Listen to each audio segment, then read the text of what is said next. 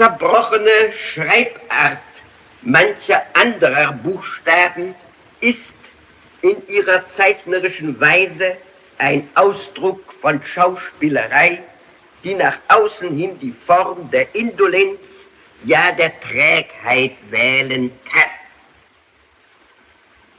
Im ganzen Schriftbild liegt ein schwer erweisbarer, aber intensiv fühlbarer Zug von Wahnsinn.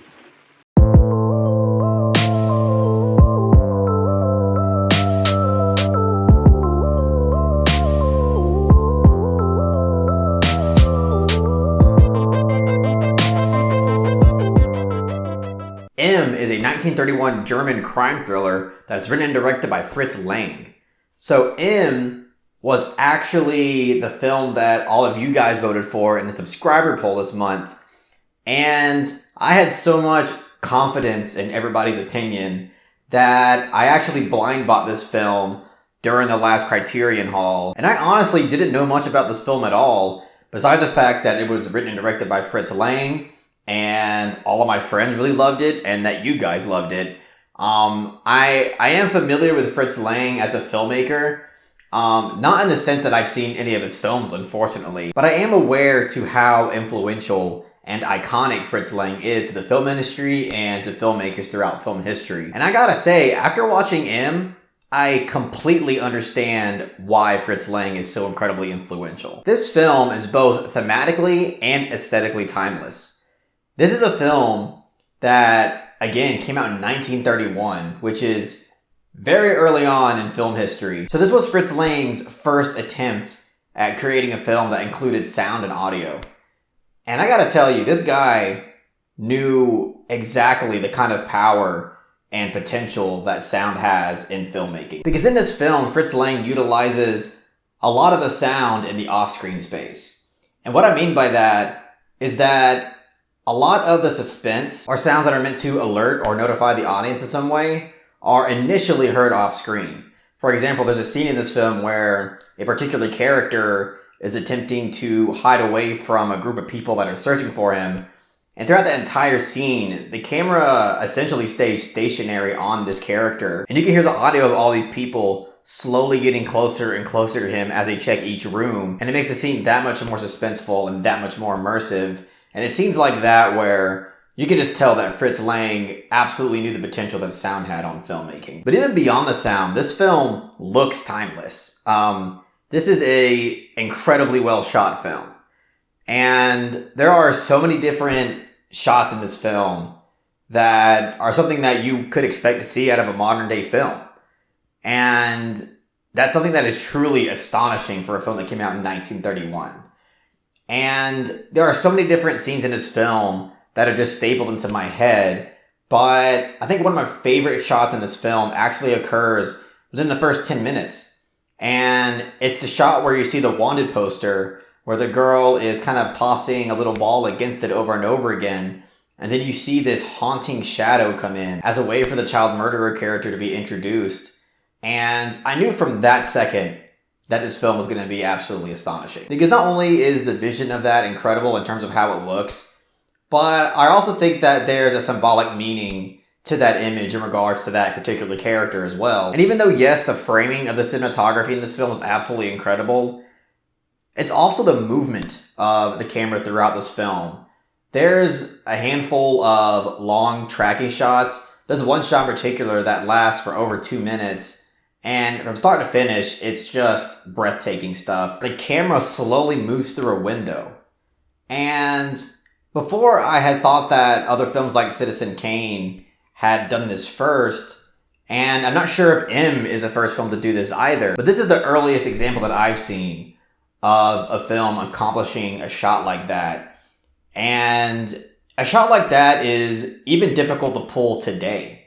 So to see something like that pulled off back in 1931 is inspiring as hell. And even beyond the delicate sound design, even beyond the stunning and beautiful camera work and direction throughout this film, the societal subject matters and philosophical dilemmas that are presented in this film are still incredibly relevant today. and also makes this film's thematic quality incredibly timeless. One of the many lines that it's blurring is the distinction between crime bosses and the police state. I think this film does an excellent job at expressing to you that both entities have so much power, and both of them attempt to solve crimes and murder mysteries with motives that are even beyond the ethics of solving it. It expresses that both of these entities have selfish things to gain from bringing justice to this town and to all the victims, and it just does an excellent job at showing you that there are a number of times where justice is served without the value of justice really being the motivation behind it. But there's a huge philosophical and societal theme that is explored in the third act of this film, in its finale, if you will.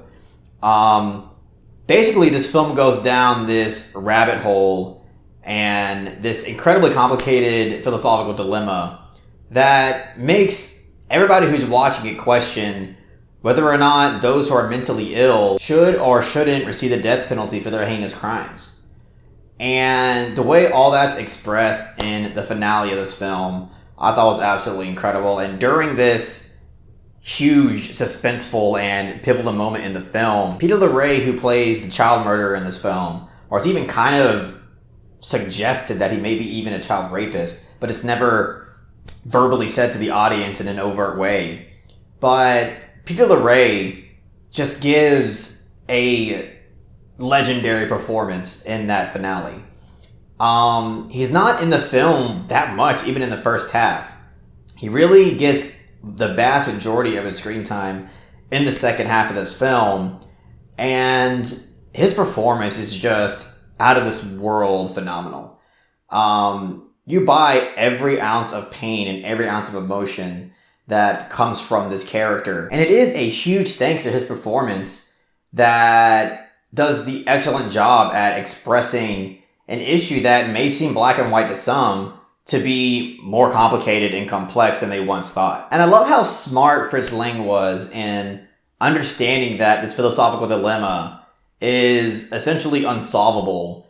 And he ends the film on a statement that's essentially expressing to the audience that really the best you can do is just take better care of your children. But if you want my personal and honest opinion on this matter, I do believe that heinous acts like child murder and child rape, and really murder in general, does ethically deserve the death penalty. In practice is a whole different other thing. I'm actually against the death penalty just for the mere fact that every study shows that in practice, it will always yield a small percentage of wrongfully executed people.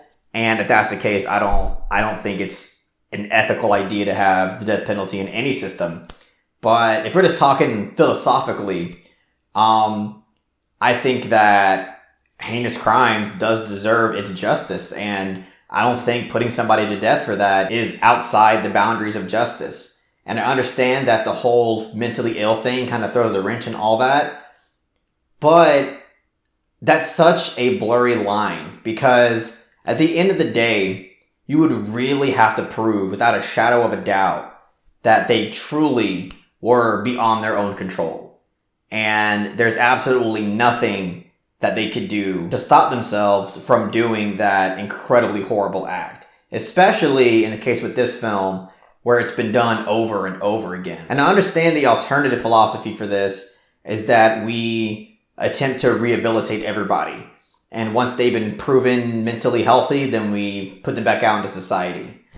But for those who truly believe that, I would like to ask, whose children would you like to gamble on in order to see if this works? And if that's really what you would want to do, would you want this child murderer or child rapist to be your neighbor? Would you be completely comfortable with them living right next to you and your children? I know that this is getting pretty personal and deep, but that's just what this film does to you. And I think that's what excellent pieces of art do. It's to provoke thought. It's to challenge one's mindset. It's to provoke a lot of discussion after the film is over. And I think this film is the absolute cornerstone of what brilliant art pieces should do. And even more impressive for a film that came out in 1931, which is a decade away from being 100 years old, is just such an amazing achievement on its own. So I'm going to give Fritz Langs M a solid 9 out of 10.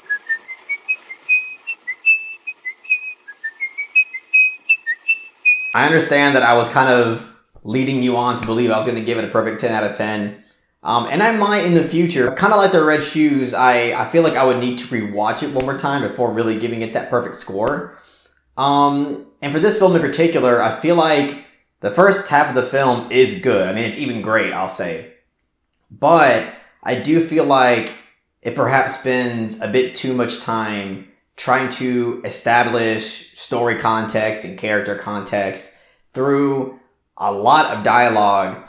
And I feel like even during that first half of the film, even though I think it's great, I'd be lying if I told you that I wasn't kind of feeling that runtime. So I do feel like M, as masterful as it is, could have been just a teensy-weensy bit more concise.